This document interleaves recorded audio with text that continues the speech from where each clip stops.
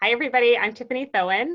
I am an intuitive eating coach. I help primarily high achievers who feel like they can do just about anything, but they still find themselves struggling in their relationship with food, to finally heal their relationship with food so they can stop obsessing and find peace. And I'm here with Emily Corso, one of my favorite people in Portland, and she owns Bold and Badass. Emily, tell us a little bit about your space. Yeah, Bold and Badass is a body positive fitness facility. So we do group fitness and personal training. And we work with people who just want to live a badass life and feel awesome, but not feel obligated to, look a certain way or have a certain kind of goal. Awesome. Yeah. So today we're going to be talking, so we're going to be kind of putting out a series of videos where we talk about intuitive eating and fitness, but of course right now we're all going through a global pandemic. And so we wanted to do a little bit of addressing of COVID-19 and how that impacts us in terms of, diet culture, in terms of health, and how it intersects with intuitive eating and fitness.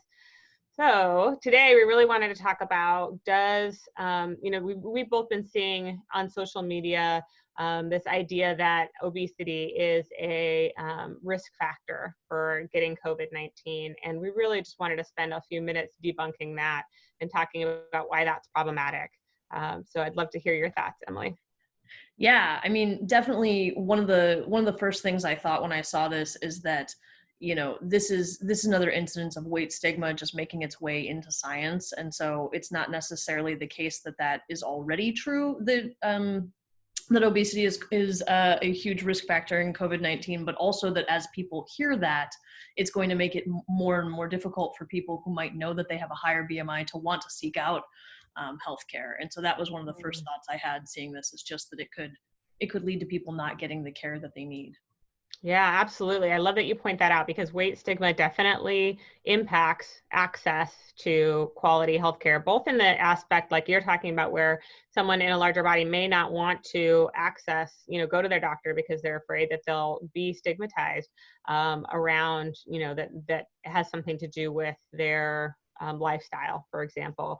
But also in the instance of, if someone is in a higher BMI category, they may be kind of, their risks or their symptoms may be minimized, right? And so this happens a lot, where people will go to the doctor and say, I'm having these, I'm having some abdominal pain, and they'll receive kind of stigma and be told to like go on a diet instead of receiving appropriate treatment. And so I think that's one of the reasons we're both passionate about health at every size, right? And how important it is to really honor people as individuals, honor people as going through the world, experiencing diet culture and weight stigma, and how harmful that is, right? And so bringing that to light is a big piece of what I like to talk about, and I know what you like to talk about, right? Yeah. Why we're passionate about doing this work. So how have you been seeing this show up? I've been seeing this show up a lot on social media lately. So definitely seeing, and I think this is, one of the things we have to think about. Something you brought up earlier was just that, like, you have to really consider where your sources come from on stuff like this. I have seen a lot of other fitness industry coaches talking about the idea that, because obesity is something that might predispose you to COVID or might make your outcomes worse, that everyone should be in the gym really working on their body composition. And I think that kind of manipulative language, one, you have to consider that the person saying this benefits from saying it. They benefit from your fear. They benefit from your anxiety, as so much of diet culture is actually based on money and where the money flows in that. But also just that that a lot of people are facing the anxiety that you describe, where they're now worried, like, will I have access to treatment? Will I be denied a ventilator if I get sick? Those kind of anxieties bubbling up. Yeah, absolutely. Yeah, I love that you bring up where this is coming from. So there's, there isn't good research out there that says that obesity predisposes you, right? I hate even using the term obesity because that's based on the BMI, which we know is outdated and pretty useless. It's much more helpful to look at social determinants of health and access, like we talked about earlier, to quality care, right? And so it's false. First off, let's just say that it's false. Second off, it is simply weight stigma, showing glaring weight stigma, right? And people are wanting to kind of distance themselves from this thing that's happening. And Brene Brown talks about this in trauma and during tragedies. People want to oh, well, that was your circumstance. They want to make sense of it so that they can say, well, that wouldn't happen to my family because, we wouldn't be out driving at 2 a.m, or because, I don't live in a state where there's a hurricane or whatever it is. And so we have this natural desire to distance ourselves because we're afraid of having that happen to us. Unfortunately, when we do that, we are harming an entire group of people, and we're, creating less connection, and we're not getting any certainty from it at all. And in fact, if you are working out to try to avoid, if you're trying to restrict calories and get smaller to avoid COVID, it's not going to work, right? So we're trying to get the certainty and distance ourselves, but it's not helpful. And it is actually really very, very harmful to an entire group of our friends and family and our community, right?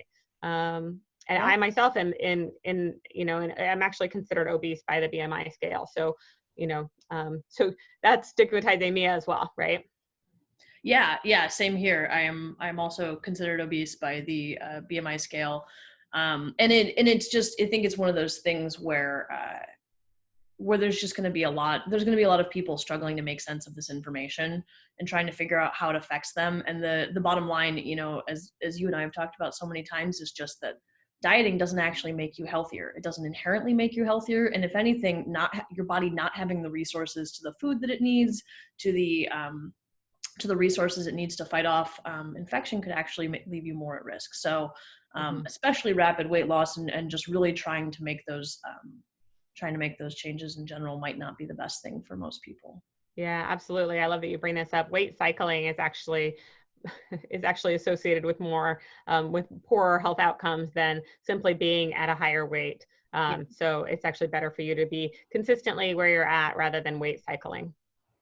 Yeah, definitely. And then the other thing that I would mention here, something we have to be really careful for, is the way that the statistic becomes self-reinforcing. And so if people who know that they have a high BMI, know that they run the risk of not receiving quality care, it will increase the possibility that they have negative outcomes. And so the statistic will look increasingly true, right? It will appear that people with high BMI have a higher mortality rate, but in fact, it will be because their ventilators are unplugged, or because they are less likely to go to the hospital in the first place, knowing that that's a possibility. And so, while the statistic may appear true, it's in fact becoming worse as it goes. That's a good point. It's interesting because when there are articles coming out or things like this around it, even if it appears like it's from a good source, a lot of it is cherry picking, right? And so we're only seeing, we're not looking at the social determinants of health or the access to care and how, that all impacts what care people receive. And so you have to really zoom out and also look at, how is it even helpful to try to point that out or say that, right? We're kind of going back to how's somebody benefiting from this, recognizing that that's increasing, that's fear mongering, and it is stigmatizing, that it's really not contributing to the overall health and wellness of anyone at that point. Yeah, exactly like you said. I think that's really solid. Yeah, so unfortunately, what we're seeing from our perspective is a real uptick in diet culture and, weight stigma and kind of body dysmorphia, body image struggles for a lot of people. I would say, that seeing those, that has come up in my feed, I would say 10 times more right now than I had seen this kind of stuff before, right? And so extremely like elevated right now. And so we're going to be talking so much about these things and really trying to put a little bit of truth out there to balance it all out, right? And kind of bring us all back to a place of, you know, coming at this from a place of like love and care for ourselves and for our fellow humans. I love it. Thanks, All right. Tiffany. Thank you.